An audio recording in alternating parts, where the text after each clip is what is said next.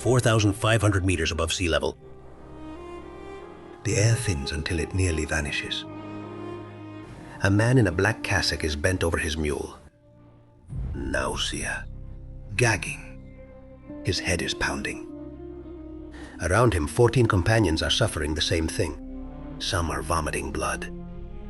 Several ask for confession, convinced that they're going to die right there, on that icy pass among the clouds.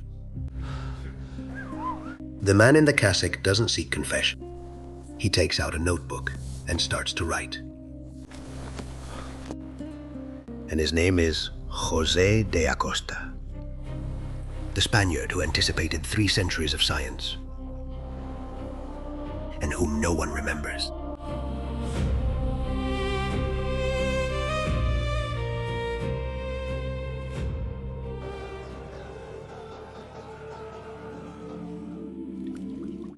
José is born into a large family. 11 children, converso ancestry. Father is a merchant.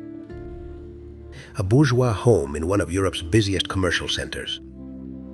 Nothing in that landscape hints at what's coming, except for one thing. At 12 years old, José de Acosta joins the Society of Jesus. 12 years old. While other children are still playing in the squares of Castile, he is already studying Latin, natural philosophy, scholastic theology. The Jesuits do not train devotees. They train thinking machines. And José is their best student. Ordained as a priest in 1566, he teaches theology in Ocaña and Plasencia. He is brilliant. He has a secure future in the order. But something is troubling him inside. At 30 or 31, he writes a letter to his superiors. They call it his defense, or apologia. In it, he asks, almost demands, to be sent to the American missions. His superiors have doubts. That's unusual for someone with his intellect. He insists. In 1571, José de Acosta crossed the Atlantic. He would not return to Spain for 16 years.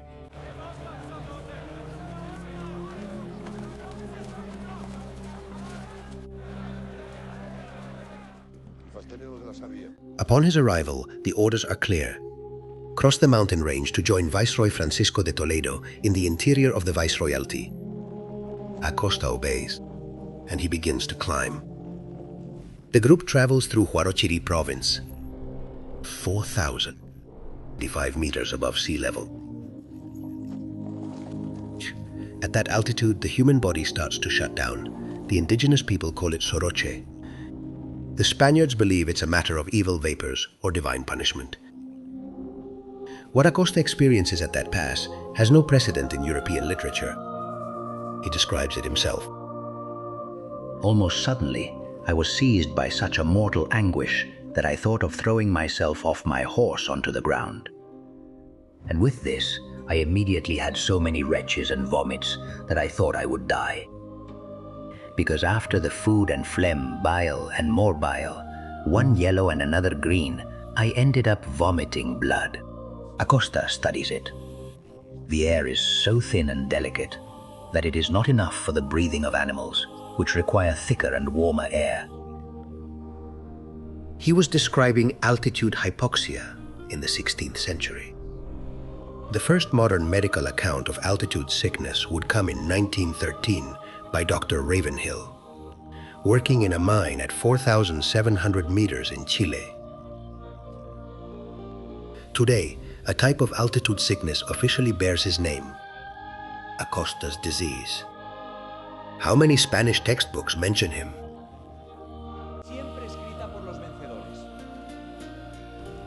For 14 years, Acosta traveled throughout the Viceroyalty of Peru from north to south.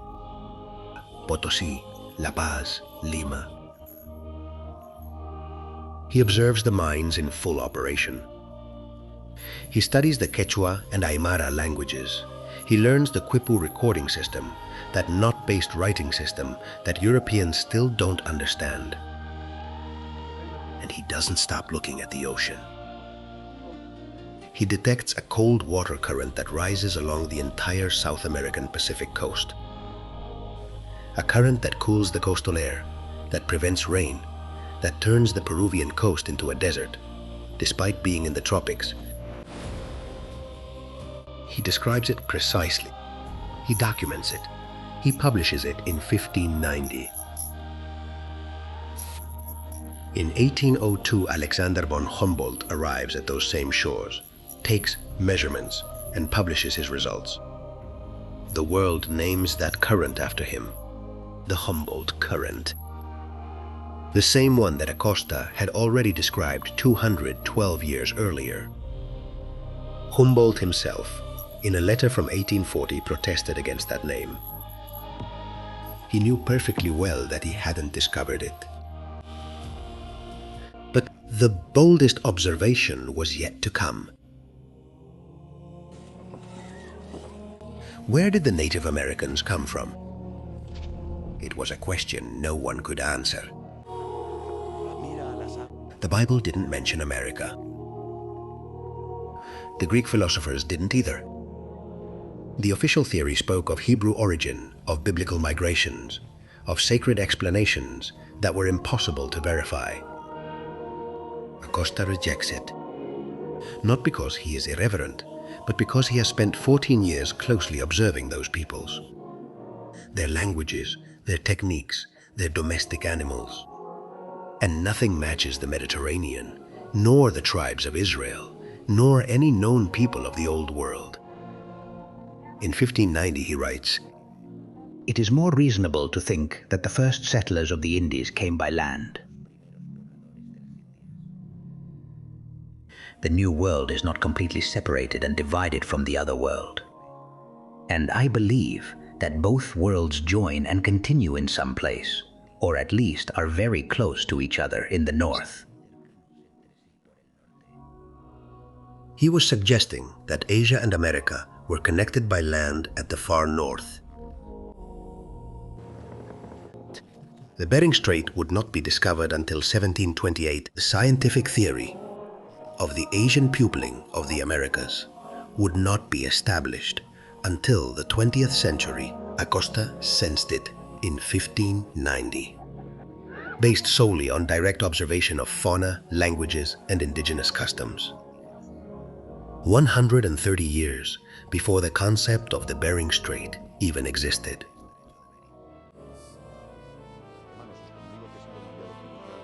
But Acosta was not just a scientist. He was also a top-level political operator. In 1576, he was appointed provincial of the Society of Jesus in Peru, the highest position for the Jesuits in the entire viceroyalty. From that position, he founded schools in Arequipa, Potosí, La Paz, Chuquisaca, Lima, and Cusco. He directly confronted Viceroy Toledo, who tried to close several of them. In 1582, his most influential moment arrived. Archbishop Santo Toribio de Mogrovejo convened the Third Lima Council, the most important ecclesiastical meeting in the Americas up to that point. Acosta doesn't just attend. He leads the drafting of the trilingual catechism in Spanish, Quechua, and Aymara, the first of its kind on the continent. He writes the minutes. He defines the evangelization strategy for the entire Andean world. A Jesuit from Medina del Campo, dictating the religious policy of an entire continent. In 1586, before returning to Spain, he spends a year in Mexico. He studies Aztec cultures, gathers materials, and consults with other Jesuits. Everything will go into the book. He arrives in Spain in 1587 with 15 years of accumulated material and a book taking shape in his mind that doesn't exist in any language. In 1590, he publishes The Natural and Moral History of the Indies in Seville.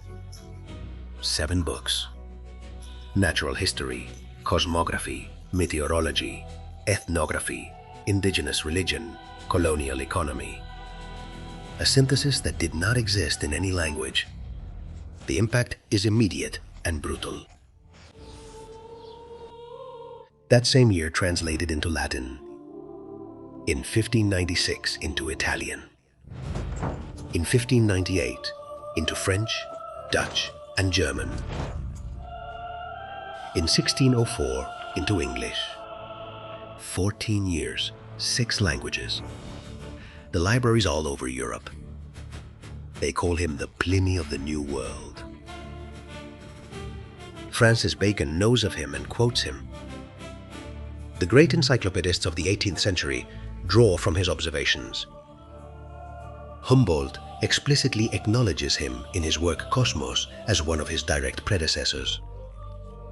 And Darwin, who read Humboldt devotedly before embarking on the Beagle, undoubtedly read Acosta too. A direct chain from a pen in the Andes, all the way to the origin of species. His final years are not easy. The Superior General of the Society of Jesus, Claudio Acquaviva, chooses him as an emissary to Philip II at a time of serious tension between the Spanish crown and the Jesuit order. Acosta travels to Rome. He negotiates. He mediates between two powers that distrust each other. But that balance comes at a price. In the end, his own superiors remove him. He ends up as the rector of a minor college in Salamanca. He dies on February 15, 1600, at the age of 60, without office, far from the power he once had, without knowing that his name would be recorded in the history of science, without knowing that he had described an ocean current and altitude sickness, without knowing that he was right about everything. A thinker who predicted the Asian origin of the peoples of the Americas. A politician who wrote the first trilingual catechism of a continent. Wearing a cassock, with a pen, without a laboratory, only with the discipline of seeing the world as it really was, not as the books said it should be. Spain gave rise to that man and decided to forget him. Memory isn't granted. It is claimed.